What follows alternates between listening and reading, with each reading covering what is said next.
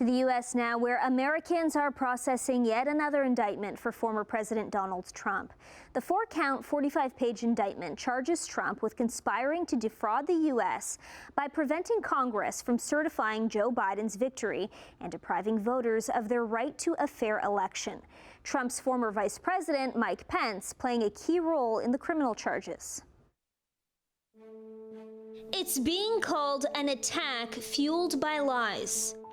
Lies by the defendant targeted at obstructing a bedrock function of the U.S. government, the nation's process of collecting, counting, and certifying the results of the presidential election. This is the third, but perhaps most explosive indictment of former U.S. President Donald Trump to come down in just the last 4 months. The 45-page indictment from the Justice Department says, determined to remain in power, Trump spent the 2 months after the 2020 election systematically testing and ignoring the boundaries of America's constitutional republic, all while claiming to be the victim of a vast electoral ripoff. Even his vice president at the time, Mike Pence, turning his back on Trump now.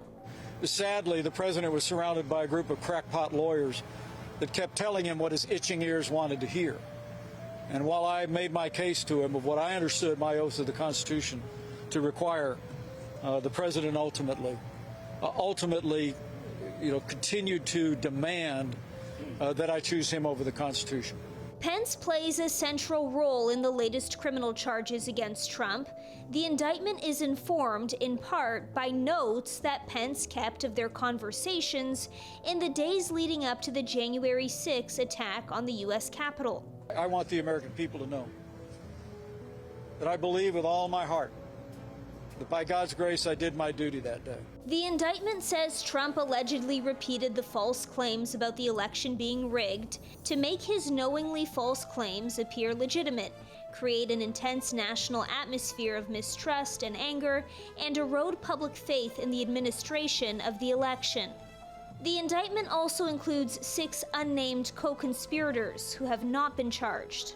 Immediately after the January 6th attack on our democracy, the career men and women of the Justice Department engaged in what has become the largest investigation in our history.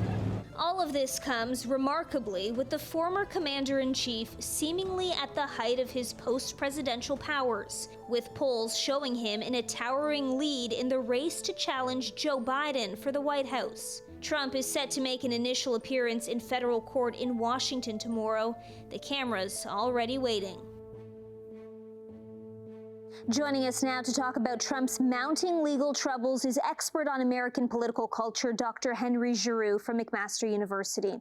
Professor, Trump is facing charges for allegedly keeping classified documents, paying hush money to a porn star, and now for attempting to overturn the 2020 presidential election. Which is the most serious? Oh, I think this is by far the most serious.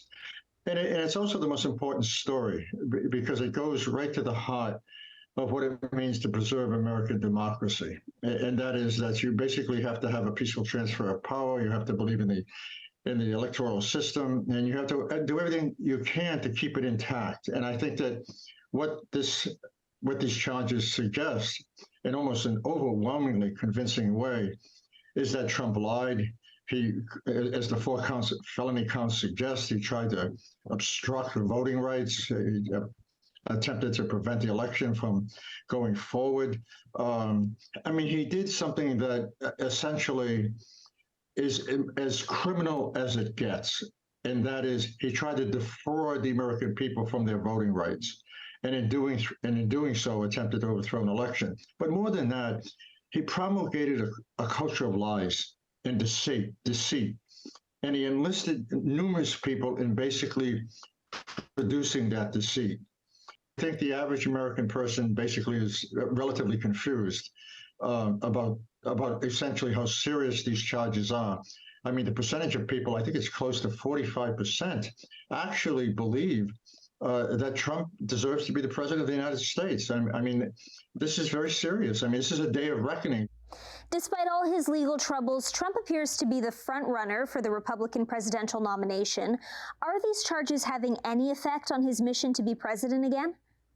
Yeah, they are. They're allowing him to basically rip off the American people by using the charges as a platform to basically get more money for his campaign, as the New York Times recently reported. And I think all the polls seem to suggest that with each increasing charge, Kelly, his fan club and his stats go up, which says something about the nature of American media, and says something about the inability of the media to both either normalize, the way in which the media either normalizes Donald Trump and refuses to adequately call him what he is, which is basically a fascist and a white supremacist, or it simply deals with him in a way that doesn't make visible the seriousness of the issue. And Professor, America is often regarded as the model for the rest of the world. So should a former president end up in jail or even just get convicted, what does that say about the country? I don't think it's a question of whether he's convicted. I think it's a question of why this guy has the following he has, the support that he has, the way in which he's taken over the Republican Party. I think it's too easy to focus on Trump alone. Trump has emerged out of conditions that are long-standing in the United States around voter suppression, racism, massive inequality, a whole range of issues, economic inequality, a whole range of issues that have basically led to Trump. And I think if you look at American foreign policy, you look at the massive problems that are going on in the country, whether it's mass shootings or increasing levels of poverty, the United States is no longer a model, and Trump is the endpoint at this point. Thanks so much for joining us, Professor Henry Giroux. Okay.